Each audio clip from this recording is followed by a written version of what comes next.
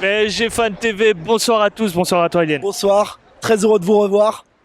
Alors le PSG continue sa route, il continue à enchaîner les 3 points, les victoires. Là ce soir c'est certes une reprise dans la difficulté, mais la victoire est là, 2-1 face à Strasbourg.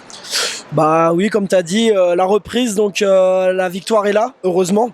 C'est une victoire très très compliquée, pénible victoire, mais c'est une victoire, on prend. T'aurais mal digéré ce match nul, le 1-1 qui se défilait? Ouais, j'aurais mal digéré honnêtement, déjà parce que l'arbitrage de ce soir est catastrophique, on va pas se mentir. Ouais, je trouve Clément Turpin nous a fait du Clément Turpin.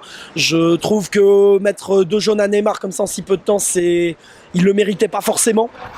Donc voilà, pour moi il nous tue le match. Okay. L'autre truc qui m'a un peu dérangé, c'est qu'on fait une très bonne première mi-temps, mais on n'arrive pas à tuer le match à ce moment-là. Pourtant on a les occasions pour tuer le match.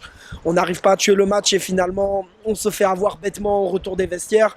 Et après derrière on joue avec le frein à main, on joue pas assez vers l'avant.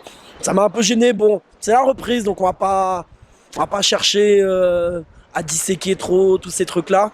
Est-ce que tu crois qu'il y en a qui ont encore des séquelles de la compétition qu'il y a eu durant cette trêve internationale? Bah tu vois, moi j'attendais beaucoup de Marquinhos. Notamment après son pénalty raté en Coupe du Monde, tout à fait. Et pour moi, ce soir, il a répondu présent. Il a retrouvé le chemin du but. Bon, contre notre camp aussi d'ailleurs, mais même si pour le coup, je lui en tiens pas forcément rigueur parce qu'il a quand même fait un match assez solide ce soir. Donc j'espère qu'il va nous faire davantage de performances comme ça, Marquinhos. Alors un petit mot tout de même sur notre attaque et notamment sur Kylian Mbappé, voilà, toujours performant. Il marque son but sur penalty à la dernière minute également. Clairement, on voit que lui, est-ce que tu sens qu'il semble touché encore par cette finale perdue face à l'Argentine, ou clairement il montre ou il prouve qu'il est passé à autre chose et qu'il veut faire quelque chose avec ce PSG? Moi je pense que voilà, Mbappé c'est un compétiteur, la défaite pour lui c'est quelque chose qu'il n'accepte pas, donc il encaisse et puis après il se remet au travail, il passe à autre chose. Je me rappelle quand il y avait eu son penalty raté face à la Suisse, après il était revenu, il nous avait porté à notre début de saison 2021-2022. Là, pareil, ce soir, il fait un bon match, je trouve.